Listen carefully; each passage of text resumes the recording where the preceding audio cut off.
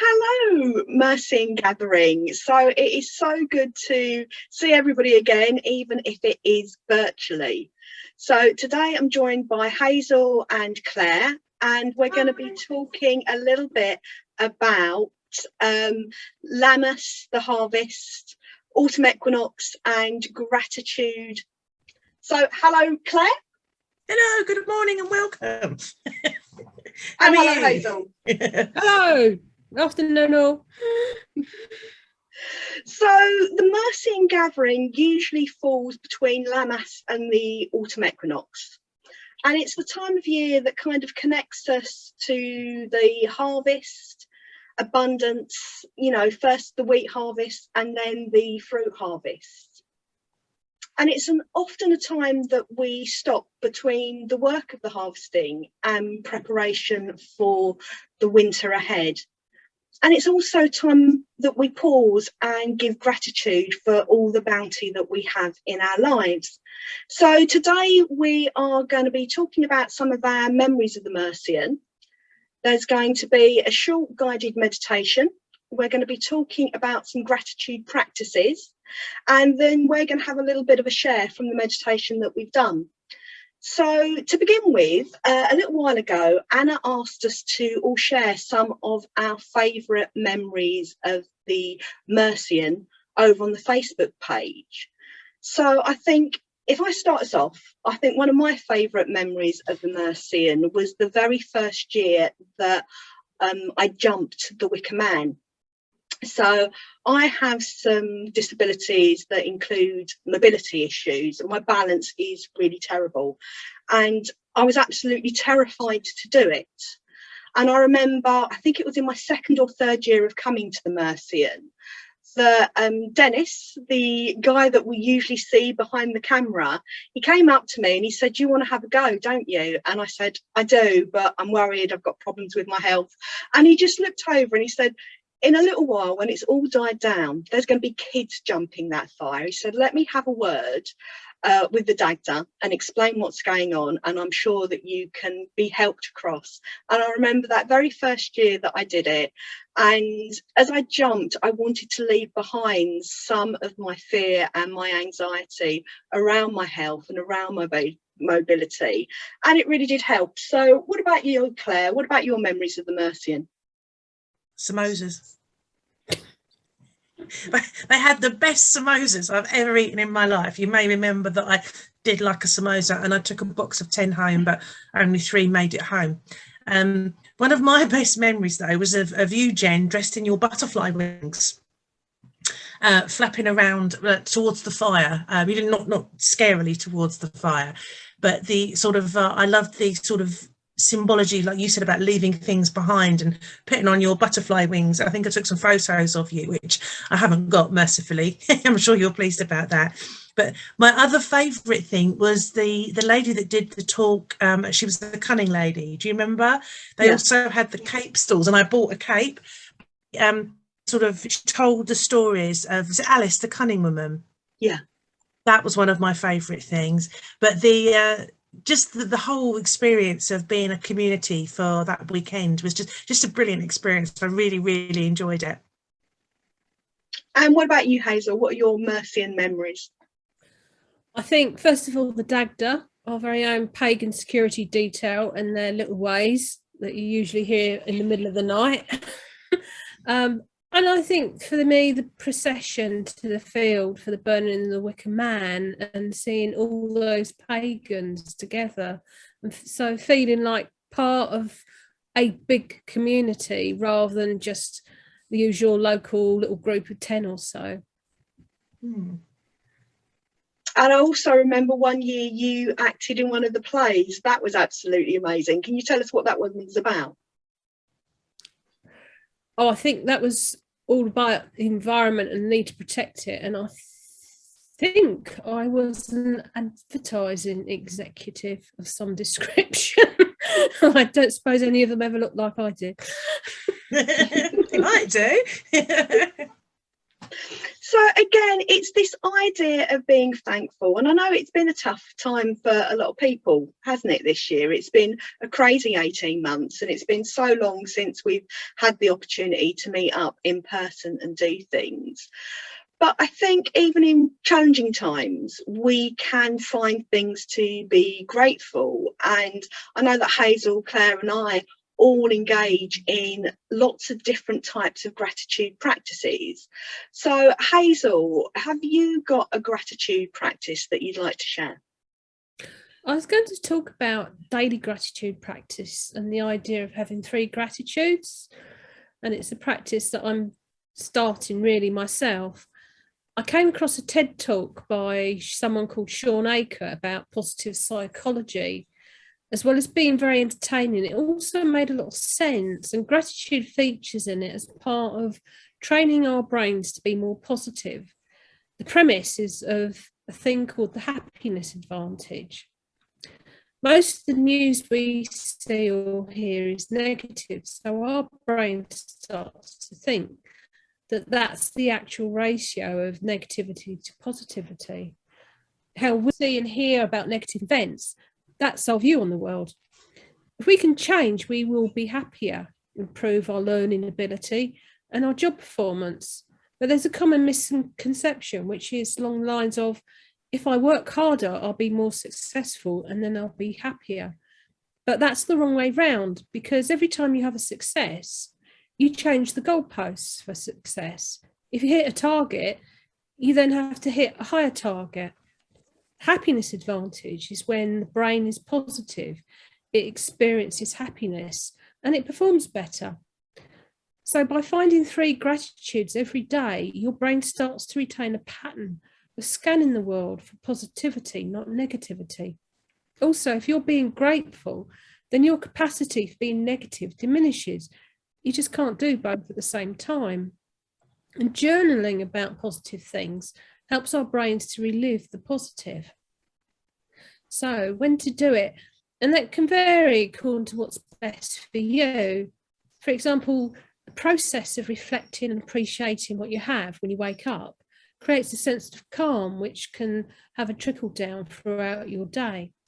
Or at night, if you want to wake up happy, then try doing your gratitudes at night, just before you go to sleep. And suggestions for just basic things to be grateful for.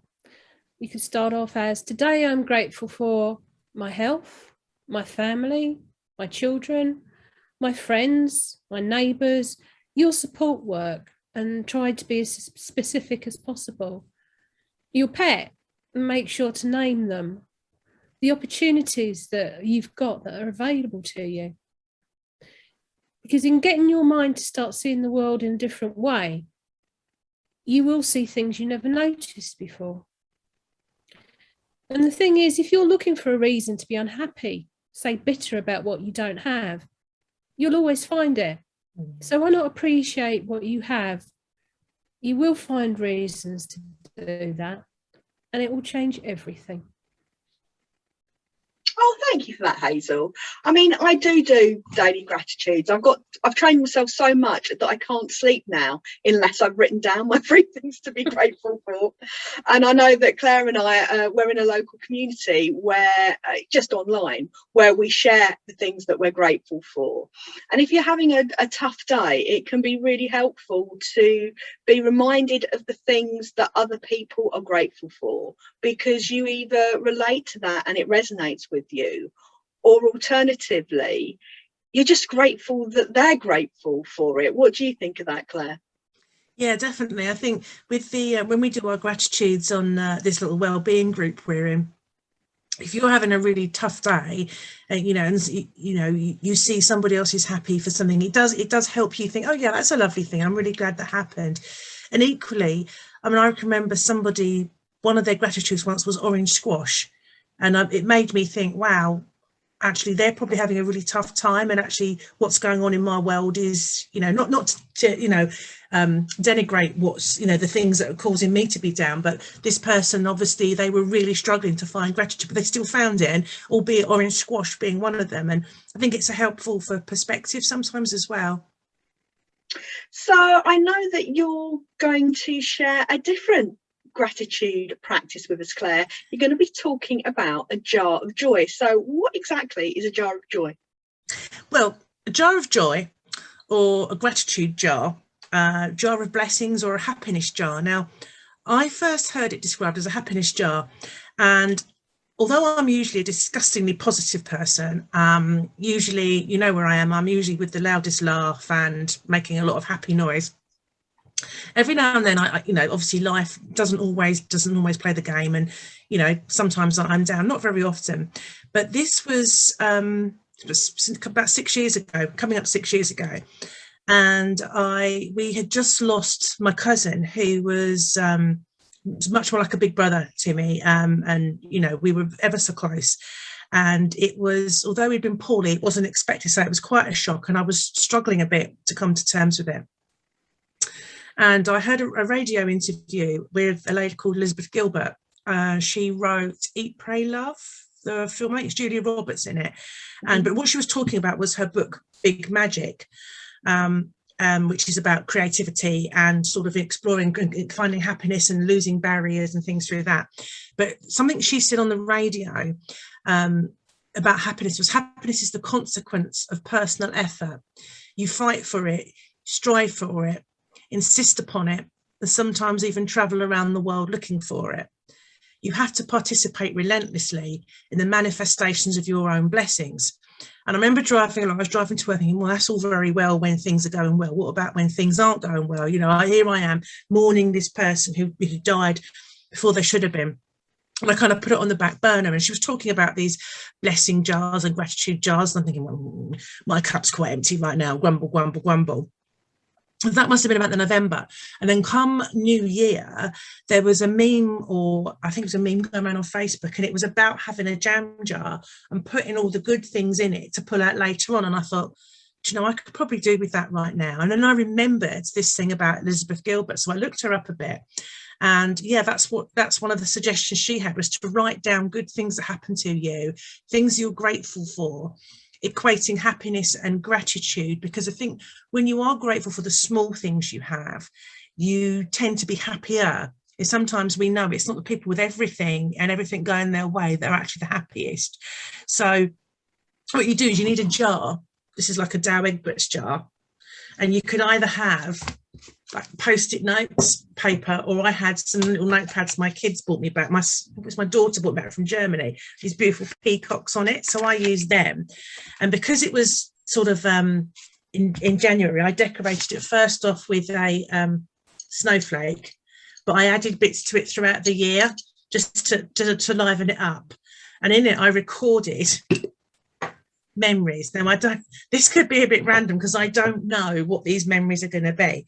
The idea being, and these are from 2016, so they are quite random, but you pull them out at some point when you need a little bit of a G up, and it reminds you of what is good in your world. And I think when you're struggling to find something good, I did find a really good website called therapistaid.com, and they've got a worksheet on there that's listed all the things like Hazel said about, I'm grateful for my health, I'm grateful for my friends, and it's got all the really basic things. So if you're really, really struggling, like with your mental health, to think, well, you know, I'm alive, but that's about it. You know, I can remember sitting there, and one of my gratitudes once was watching the sun play on the water and in the bath, and that was the only thing I could be grateful for in that moment. But it was a beautiful moment. So out of my jar, a beautiful bat walk at Vinters with Lou by moonlight. With this, my best friend Lou, we'd gone on a bat walk with the local wildlife trust, and it was literally, I think it was about 10 o'clock at night, and we went down to the lake, and of course it must have been about 10 o'clock because bats come out at twilight, don't they? And we'd got these bat boxes that recorded the noises, or makes the noises that they make that are so high pitched we can't hear them, and these bats are swooping past us but we can't hear them. We've got these bat boxes and they're going, you can hear all these wonderful noises and you can see all these nocturnal animals. I've completely forgotten about that. That was Friday the 20th of May. that I was of 2016, and it's things like that. They bring back memories, and I said, I don't know what these are. Like, oh, Mum's 70th birthday weekend in the Ashdown Forest with Mum, Dad, me, Mark, Dan, so Paul, Nikki, John, Jill, Graham, Julie, Emma, Scrumpy and Marley. So that was March that year. Sad potatoes. Me and my sister-in-law Nikki, we were trying to make the roast potatoes.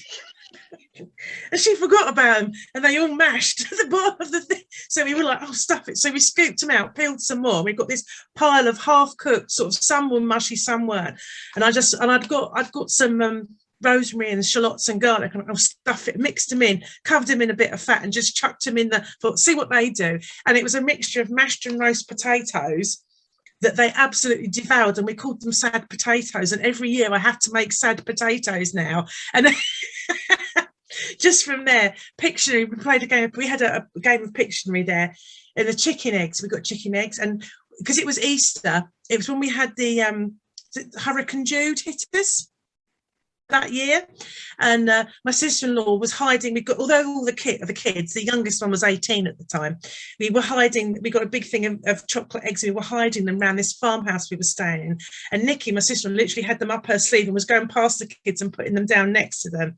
And there were chickens next to us, and some goats, and it's got family with a heart. So that was just a beautiful time. And that was my mum's 70th, and that was a tough time because mum had been diagnosed with cancer.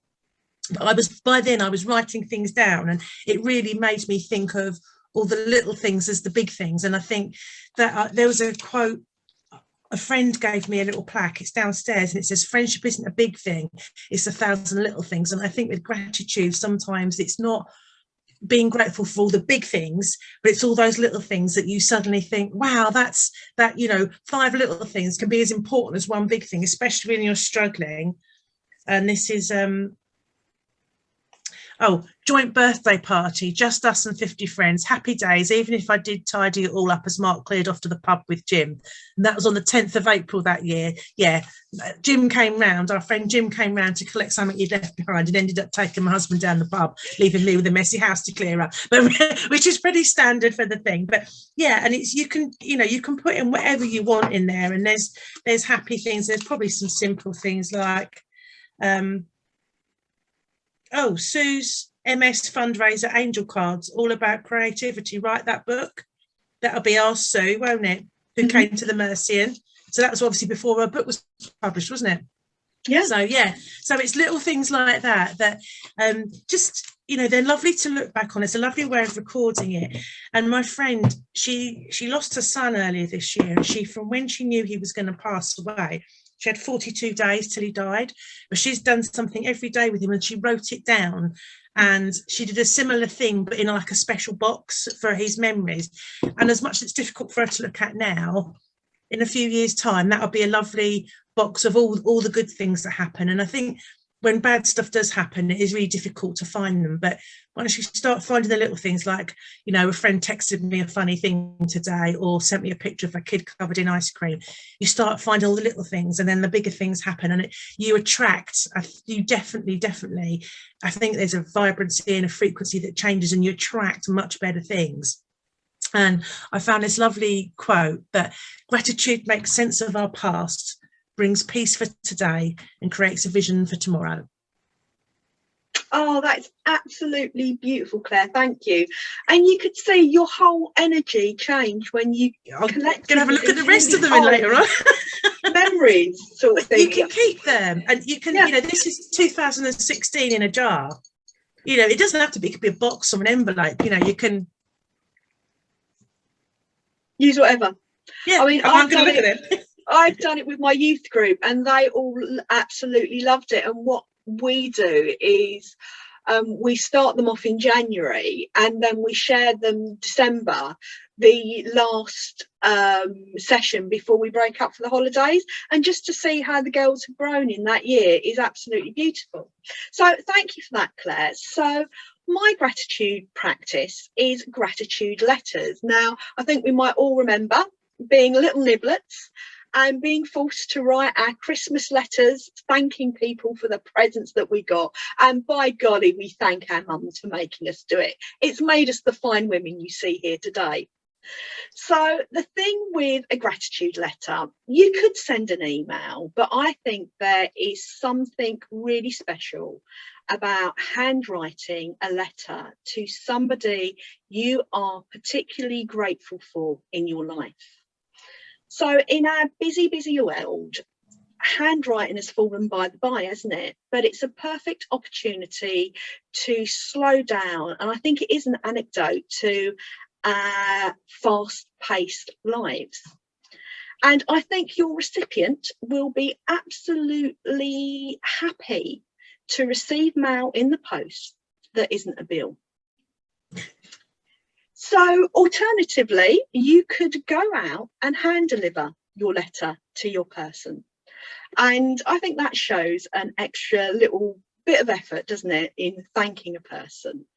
So again, when we were researching this, I came across Professor Steve Topfer, who did a study in 2007, and he reported that undergraduate students experienced increased levels of life satisfaction and happiness, as well as a decrease in symptoms of depression just by doing this really simple practice. So first of all, choose who you're going to write to. It might be a friend or a family member, it could be a co-worker or a teacher, or this year it might be somebody who has particularly helped you during lockdown, or maybe it'd be an opportunity to reconnect with someone that you're particularly missing. So to write your letters, first of all, don't worry about your spelling, grammar, or less than perfect handwriting. It's all about the contents, not the style of it. Again, like Hazel said, be really specific about the thing that you're grateful for. Describe it, share how that person has influenced you, inspired you, or somehow impacted on your life. Keep it short. You're not writing War and Peace. Just a few paragraphs will demonstrate your gratitude. It doesn't have to be overly long or obsequious. Short and heartfelt will do the trick. And finally, if for any reason you cannot physically send the letter to the person, perhaps they passed away, or perhaps you're no longer in contact, you can still write that letter and it will still give you that healing effect or a sense of closure. Quite often, if I am writing a letter, I will just put it on the fire of the evening and let the fire transform it and take it wherever it needs to go. So, I mean, Hazel, have you ever written gratitude letters? I'm trying to remember. I'm not sure if I have. I mean, one thing I know is it's important is that if you can and someone has helped you or supported you, to say thank you. Because quite often we don't, and you find that actually just a thank you means a lot to people, and it shows, you know, that you appreciate them. And I think we do all want that little bit of, you know, appreciation and external validation. What about you, Claire? Well, obviously, I've written thank you letters as a child, and for presents and gifts and things. I haven't sat down and written them like you suggested, but what I do is where I see, I think we're very quick to complain in modern society. So I do go out of my way to write a thank you email for a service I've received, or if someone has gone out of their way, the doctors, the hospital, a shop to do something for me. I do really try to go onto their website and thank Sue for her really good customer service today, because I think if you get that email, I know we used to pass them on, and to have somebody, you know, you'd be able to say to somebody in supervision, or, you know, got a comment or a really good you know, thank you from your colleagues for this, you go, oh, thank you. It does make a difference. So that's the nearest I've got to doing that. Right, Well, thank you. We're going to go on to the meditation part of this. So if you want to pause this and grab yourself a drink and a pen and paper and then restart, we will see you in a minute for the meditation. And then after the meditation, we're all going to come back together, and Hazel and Claire and I are all going to share some of the things that came up for us during our meditation and journaling. So thank you.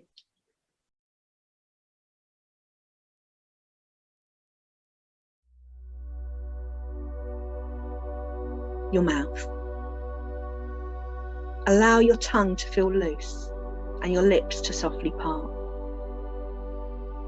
Your jaw releases all tension. Your face feels heavy, loose and relaxed. Relax your neck, your shoulders, your upper arms, forearms, wrist, hands and fingertips. Allow the relaxation to continue down the back of your spine, the front of your chest. Breathe deep into your stomach and then relax. Relax your hips and pelvis and all the surrounding muscles. Release any tension from your upper thighs, your knees, your calves, your ankles, your feet and your toes. Feel your body relaxed and at ease and in comfort. Now turn your attention inward, even more deeply inside.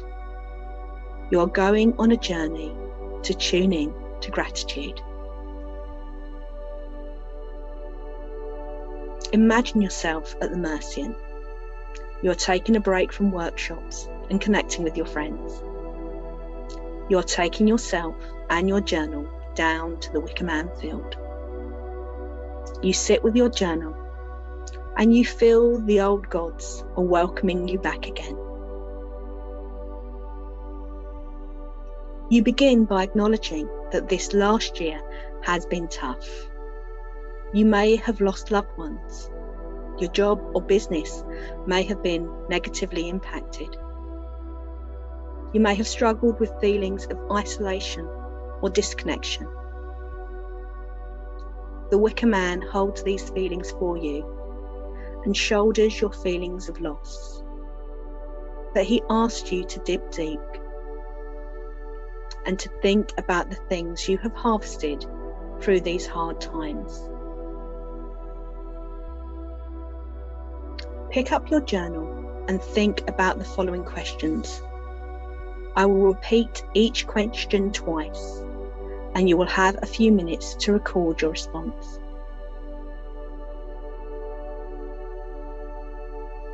What have I harvested this year?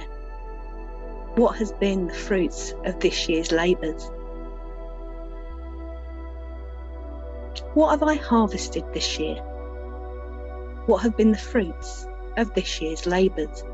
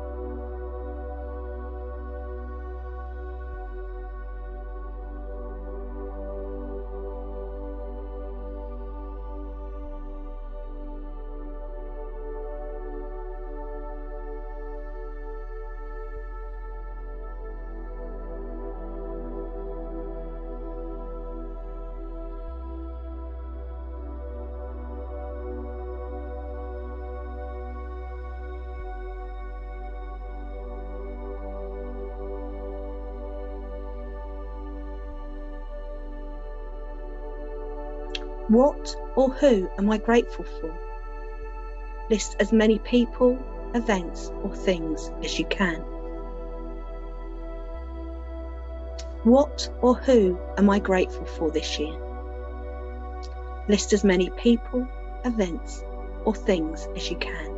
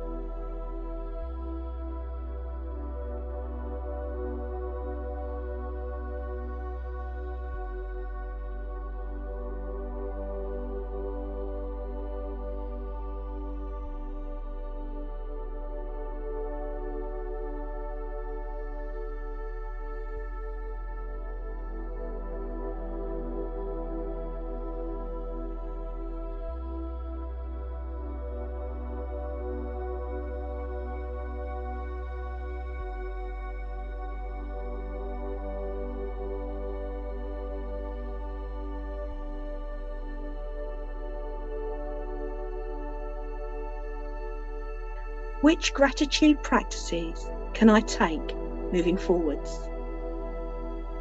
You could consider one of the gratitude practices we have mentioned, or maybe you have an inspired insight of something you could try. Which gratitude practices can you take moving forwards? You could consider one of the gratitude practices we have mentioned, or you may have an inspired insight of something else you could try.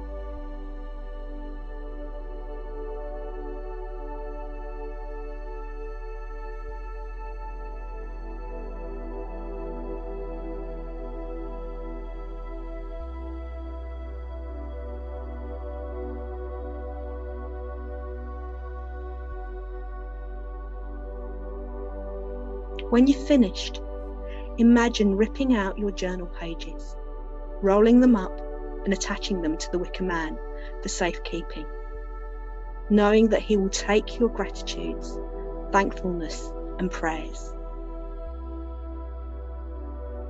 It is time to gently start your journey to return to the here and now. This time for gratitude is invaluable.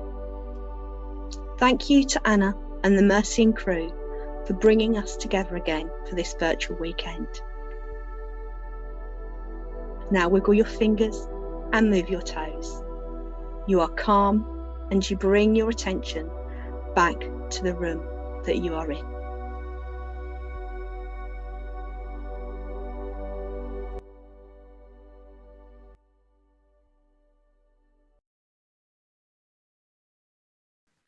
Right, so thank you. Welcome back, everyone. So what we like to do after we've had a little guided meditation is have a little bit of a share. I think that's kind of the alchemy happens, listening to other people's wisdom and insights.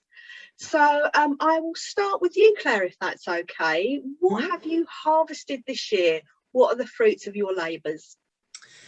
Well, this year's been a bit of an odd year, but one thing in particular I've harvested this year is patience. I'm not generally the most patient of people, and I'm not usually the stillest of people.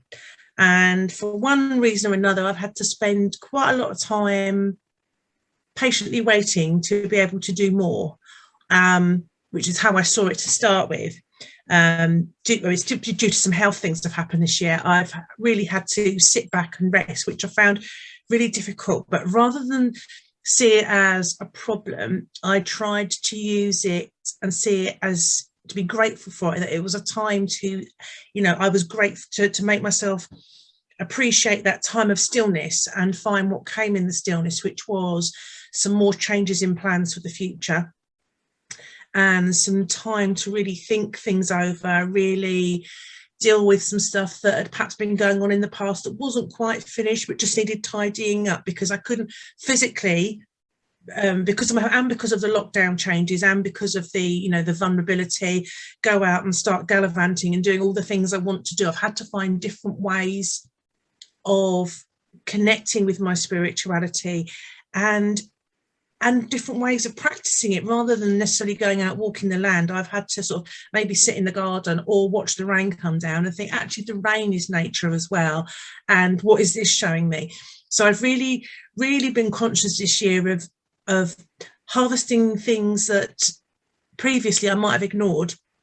Previously, I might have not thought or not been grateful for, but seeing them for what they are, which is an opportunity for stillness and reflection and personal growth. And I'm really grateful for the strength I've managed to harvest within myself to deal with things.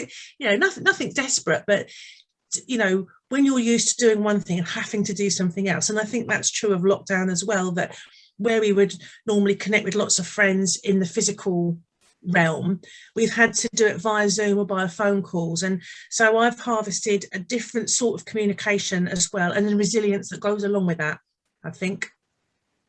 All right, thank you. And what about you, Hazel? I think there's been more learning about where we do our podcast, getting better in a sort of technical way, although still got a lot to learn. And also it's opened up a whole world of new knowledge from the sort of guests we've talked to, and the things they've discussed with us and their knowledge and the sort of book recommendations. It's like so much, got so many books to either get or read, it's ridiculous. And I've also been in a job for the last couple of years that's been very challenging, but I think it's also given me quite valuable experience of different things, and it's possibly given me sort of a boost to that could actually lead to other opportunities. And for myself, I'm really grateful for Zoom. I'd heard of it prior to lockdown, but I hadn't really experienced it. So I've learned a lot, and this learning has increased my reach, and it's made me much more confident about doing things online. And I think in the long run, it will mean that I'm more able to reach people perhaps that can't attend in-person events. So I'm really looking forward to that. I also work with young people, and do you know what? I'm so grateful for how well the majority of them adapted. And I think we can learn a lot about that. So I think I've learned a lot about resilience, and I've just been blown away by my colleagues and how tirelessly they have worked to support them and make it happen, sort of thing. So question number 2, what or who are you grateful for? And you could list as many people or as events as you could think of, so you can always go back to this at a later date. So if I just get you to share a couple, Claire. I say it's a really, really long list. My family, and obviously all my friends, and all the people in the circles that I mix with, like yourselves, and having the opportunity to do this to a wider circle, like all the people at the Mercian that we won't get to see this year, but you'll be able to do that. And I think that's opened up new ways, like I said, about communicating. But we've used, again, Zoom has been a godsend. I've used it to communicate with my family on the other side of the country, but definitely all the people who I've met, people through Zoom that I never knew existed, and I'm really good friends with them, though I've never even met them, and I'm looking forward to meeting them in real life. So I'm looking forward to meeting my new friends. That's what I'm grateful for, new friends, and catching up with new friends and catching up with old friends. Actually, be able to go, actually, I could just Zoom her or message call her, where before I'd be like, oh no, I'll text. And what about you, Hazel? I think, like Claire says, the miracle with Zoom, and also the Facebook equivalent, where you can just meet people that we've been separate from, and it's sort of meant a lot to be able to sort of talk to people, some of whom I wouldn't normally even get to talk to if we had to sort of physically try and go somewhere. So that's been good. The beach hut, which Jenny and I got this year, that's been nice to be able to go down, and it's our bit of heaven by the sea. Friends like yourselves, I'd like to put in also a shout out for neighbours as well. I live in a sort of very rural area, and our neighbours are, my support network. They're friends as well. So that's who I'm grateful for. My animals, I actually adopted a cat who you may every now and then be able to hear in lockdown, and tortoises, and just, I don't know, I always feel very lucky to have them. So those are my gratitudes. So back to me, I am grateful for the pagan community. So many people have done so many things online. We have locally in Hastings the Jack in the Green, and when you see online socially distanced Morris dancers, that's going to change you for life. Grateful for Zoom.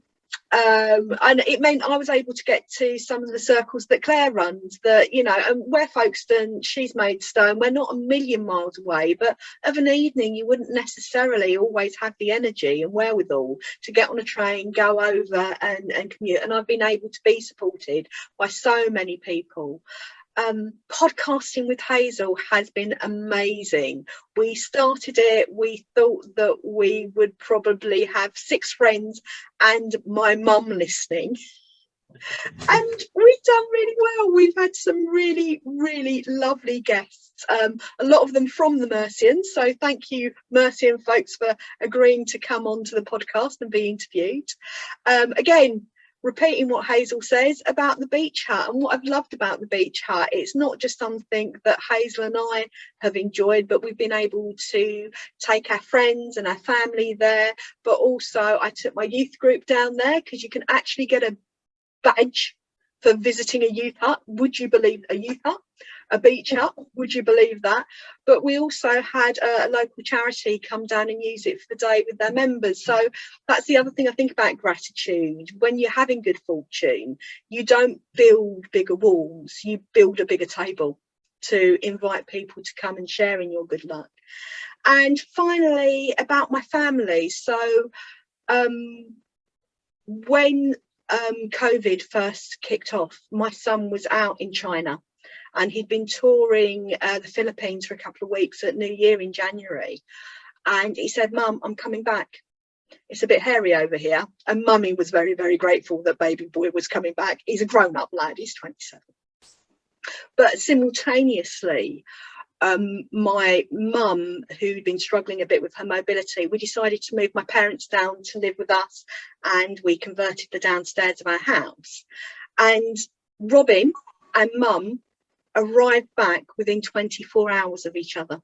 So it was almost like I had finished the house, and the house said, "Right, everybody, come back home."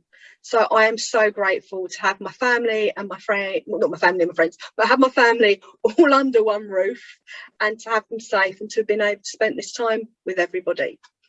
So that leads us to the final question. Which gratitude practice can you take moving forwards? Could you consider one of the gratitude practices that we have mentioned? Or have you had an inspired insight of something else you can try? So over to you, Claire. Thank you. Well, I do the sort of the 3 gratitudes on the wellbeing site we're on, and I do my jars.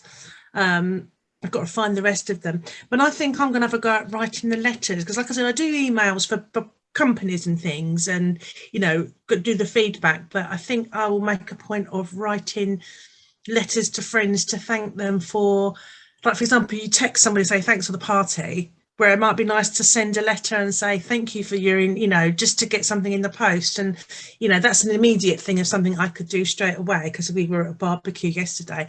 But I think writing letters to people and thanking people for things, or praising them for things, or just something positive, I think that's something that is something tangible rather than just something on a phone. So that's something I'm going to try. And Hazel?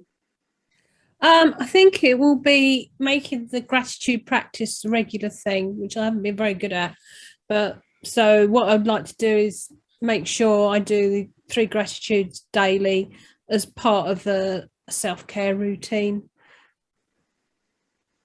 And I think for myself, I haven't done a jar in about 2 years. So I definitely want to go back and do a jar again, even if I start now. In September, I've got 3 months before sort of Christmas, and then Christmas I will sit down with my mum and the family, and we can read them out and share them, because I just remembered watching Claire read her gratitudes. There was that memory anchor, there was that thing that your face and your energy. I was smiling thinking about those memories. And there were things that you'd forgotten. Yeah. Because they're small every day in the moment, and it's just another way to recall those things. So thank you so much, ladies, for joining us. Everybody watching in, I hope you enjoyed this. I hope maybe you found something that might be useful for you moving forwards.